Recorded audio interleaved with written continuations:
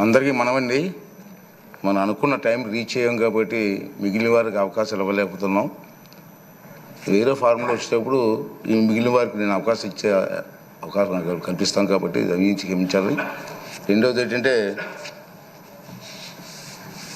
చాలామంది సభ్యులు మాట్లాడారు. ముందుగా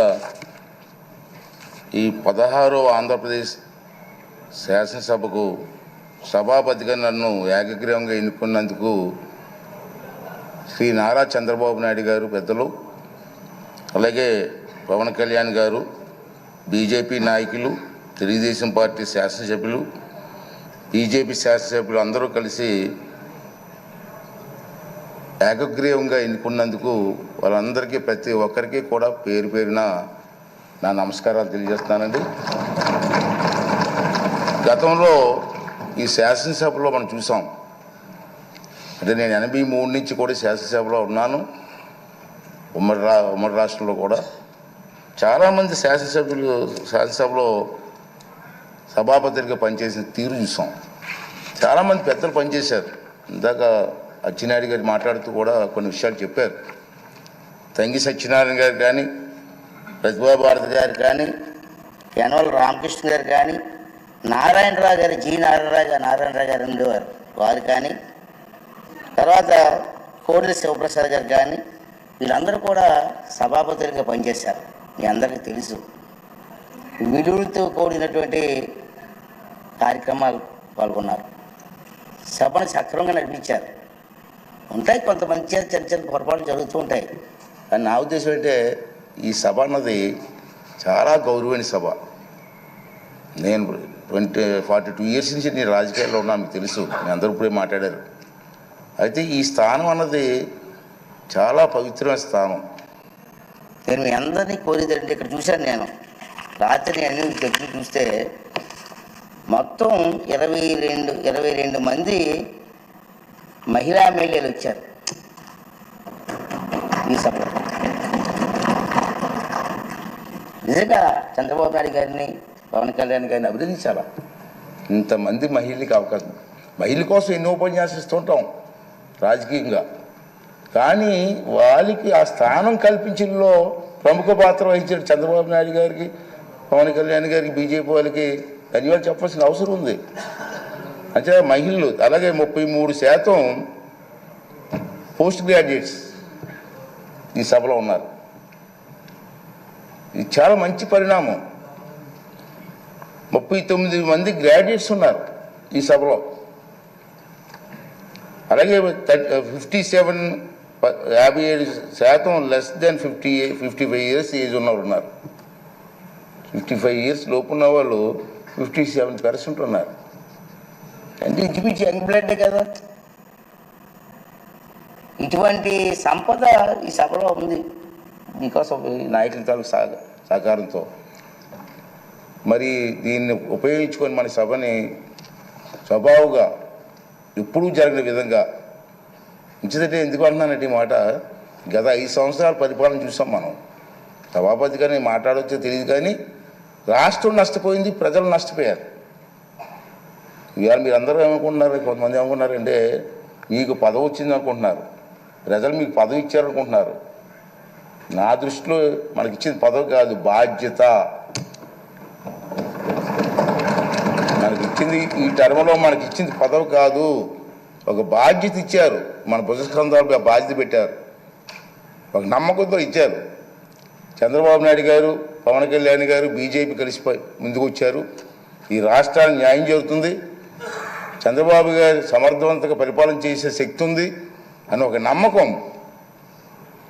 నేను ఎన్టీ రామారావు గారితో పనిచేశా 83లో, అది ఒక తుఫాను. కానీ సీట్లు వచ్చాయి, కానీ ఇంత మెజార్టీలు రాలే ఆ రోజులో. ఒకసారి గమనించండి, ఒకసారి మీరు. సీట్లు వచ్చాయి, ఇంత మెజార్టీలు రాలే. ఏంటంటే ఒక ఎమ్మెల్యేకి, మా ఎంపీకి వచ్చిన మెజార్టీలు వచ్చి మనం చూశారు మీరు. దాన్ని మనం ఎప్పుడూ మర్చిపోకూడదని చెప్పి ఈ సందర్భంలో మీ అందరికీ మనం చేస్తున్నాను. అలాగే ఫస్ట్ టైం ఎమ్మెల్యేస్ 88 మంది ఉన్నారు మన హౌస్లో. ఫస్ట్ టైం ఎమ్మెల్యేస్ వారందరినీ నేను కోరేది ఏంటంటే, మీకు అవకాశాలు ఇస్తా. ఎందుకంటే మీరు కూడా మాట్లాడాలి, మీ తాలూకు వాయిస్ వినిపించాలి. మీ అందరూ నేను కోరేది ఏంటంటే, ఈ హౌస్లో మాట్లాడడం అంటే హౌస్ కోసం కాదు, నా కోసం కాదు, మీకోసం కాదు, ఈ రాష్ట్రం కోసం, రాష్ట్ర ప్రజల భవిష్యత్తు కోసం మాట్లాడాలి. అంచేది ఫస్ట్ టైం ఎమ్మెల్యేస్ కూడా మగమాటం లేకుండా మీకు అవకాశాలు ఇస్తా. అవసరమైతే హౌస్ని 2-3 రోజులు పొడిగిస్తాం, సభానాయకులు మాట్లాడి, తప్పేలే. చర్చ జరగాల. మీ నియోజకవర్గంలో మీరు కావాల్సినటువంటి కార్యక్రమం ప్రజలు అందరూ కోరుకుంటారు. కార్యక్రమం అడుగుతారు మనల్ని. ఆ కార్యక్రమాలని స్పష్టంగా సభ ద్వారా మంత్రులు ఉంటారు, మంత్రులకి అధికారులు ఉంటారు, అధికారులకి వారితో పాటు ప్రజలకు కూడా మా ఎమ్మెల్యే గారు అసెంబ్లీలో మాట్లాడారు మా సమస్య కోసం చెప్పి ఒక ఆలోచన వచ్చే విధంగా మీరందరూ కూడా ప్రవర్తించవలసినటువంటి అవసరం ఉందని చెప్పి మనం చేస్తున్నాను. అలాగే మా చంద్రబాబు నాయుడు గారు చూశాను, నేను రాత్రి చూసి చాలా ఆశ్చర్యపోయాను. నేను ఫస్ట్ టైం ఎమ్మెల్యేస్కి 9 మందికి మంత్రులు ఇచ్చారు. సాధారణంగా మంత్రి అంటే ఏం చేస్తారంటే అనుభవం చూస్తారు, ఎన్ని చూస్తారు కదా సాధారణంగా. కానీ ఫస్ట్ టైం ఎమ్మెల్యేస్కి 9 మందికి మంత్రులు ఇచ్చారంటే ఇది చిన్న విషయం కాదు. ఈ విధంగా ఆలోచన చేసేటువంటి చంద్రబాబు నాయుడు గారికి, పవన్ కళ్యాణ్ గారికి కూడా మనకు ధన్యవాదాలు చెప్పి, వారు ఏ ఆలోచనతో ఇచ్చారో దాన్ని సబూగా జరిపించడం కోసం మనందరూ కూడా ప్రయత్నం చేయవలసినటువంటి అవసరం ఉందని చెప్పి మనం చేస్తున్నాం. అదే కాకుండా ఈవేళ మీరు చూశారు, ఇందా చెప్పాను, నందమూరి తారక రామారావు గారి ఆశీస్సుతో నేను రాజకీయాల్లోకి వచ్చాను. మీ అందరికీ తెలుసు. గత 42 సంవత్సరాల నుంచి కూడా ఓటమి ఉండొచ్చు, గెలుపు ఉండొచ్చు, ప్రజా జీవితంలో గడిపాం. నాకు జీవితాన్ని ఇచ్చింది తెలుగుదేశం పార్టీ. అందుకే అప్పుడప్పుడు చెప్తుంటాను, నేను బతికి ఉన్నంత కాలం కూడా తెలుగుదేశం పార్టీ జెండా కప్పుకొని చచ్చిపోవాలనుకుంటాను తప్పించి వేరే ఆలోచన మాకు లేదు. నిజంగా నాకు జీవితం ఇచ్చింది. ఆ మాట అంటాడు కొంతమంది, ఆ మాట ఎందుకంటే ఉంటారు. సరే, ఏ పదవిలో ఉండవచ్చు, నేను ఏ కుర్చీలోనే కూర్చోవచ్చు, నాకు జీవితాన్ని ఇచ్చిన వాడిని మర్చిపోతామా? అదే నా భావన. అదేవిధంగా మనందరూ పనిచేయవలసిన అవసరం ఉందని చెప్పి మనం చేస్తూ, అలాగే మీరందరూ కూడా నేను కోరేది ఏంటంటే, మీరు కొన్ని కార్యక్రమాలు ఇస్తారు ప్రజలు మీకు. ఆ కార్యక్రమాలని హౌస్లో ఏ విధంగా ప్రజెంటేషన్ చేయాలా? ఇది హౌస్లోకి వచ్చాం, కూర్చున్నాం, వెళ్ళిపోయాం, అది కాదు ముఖ్యం. ప్రతి కార్యక్రమానికి కూడా పద్ధతి ఉంది.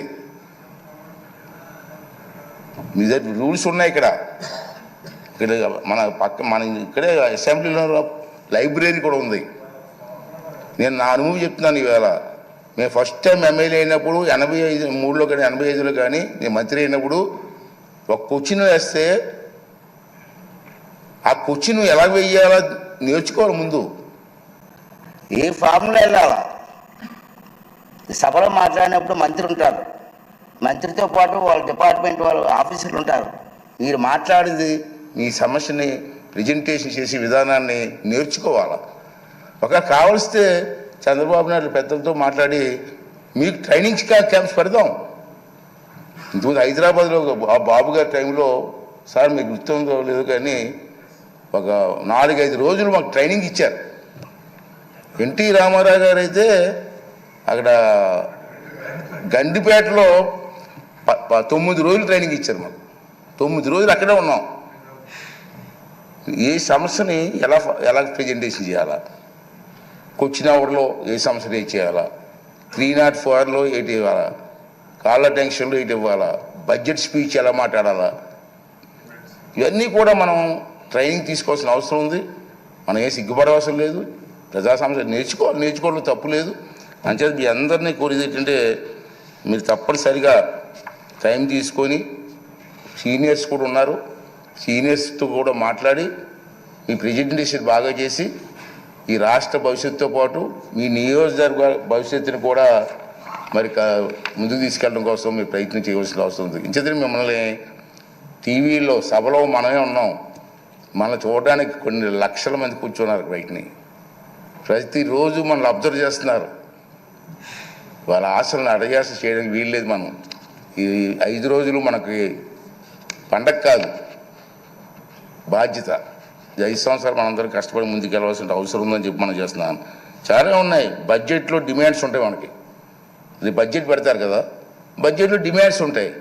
మీకు ఇంట్రెస్ట్ అయిన డిమాండ్స్ మీద మాట్లాడండి, ట్రైనింగ్ అవ్వండి. కావాలంటే మా ఈ సభాపతి కార్యాలయంలో కొంతమంది ఉంటారు, ఆఫీసర్లు ఉంటారు, వాళ్ళ దగ్గర నేర్చుకుందాం, ట్రైనింగ్ ఇద్దాం. అన్నీ చేసి మన కార్యక్రమం విజయవంతం చేయవలసినటువంటి అవసరం ఉందని చెప్పి నేనైతే భావిస్తున్నాను. అలాగే మీ అందరినీ కోరేది ఏంటంటే, చంద్రబాబు నాయుడు గారు, మన పవన్ కళ్యాణ్ గారు, బీజేపీ నాయకులు ఉమ్మడిగా మనం వెళ్తున్నాం. మన మీద చాలా బాధ్యత ఉందని ఇందుకే చెప్పాను. ఆ సమస్యలు ఏ విధంగా చర్చించారు? పిచ్చి చౌదరి గారు లాంటి పెద్దలు ఉన్నారు, చాలామంది అనుభవం ఉన్నటువంటి వ్యక్తులు ఉన్నారు, గతంలో మంత్రులు చేసిన వ్యక్తులు ఉన్నారు, చంద్రబాబు నాయుడికి అపారమైనటువంటి అనుభవం ఉన్న వ్యక్తులు ఉన్నారు. ఈ అందరినీ కలిసి మన బాధ్యత. నా ఉద్దేశం ఒకటే, నేను ఒకటే నిర్ణయం తీసుకున్నాను, స్పీకర్ తక్కువగా మాట్లాడాలా, సభ్యులు ఎక్కువగా మాట్లాడాలి. ఆ అవకాశం నేను కల్పిస్తాను, అది బాధ్యత. కానీ మీరు కూడా ట్రై చేయండి, సభ్యుల మీద మాట్లాడండి, ఈ సభకు గౌరవం తీసుకురండి. ఈ 16వ శాసనసభకు ఒక మంచి గుర్తింపు వచ్చేలాగా, గౌరవం వచ్చేలాగా మీ అందరూ కూడా సహకారం అందించాలని చెప్పి ఈ సందర్భం మనం చేస్తూ, అలాగే ముందే చెప్పాను తక్కువ మాట్లాడితే మంచిదని స్పీకరు.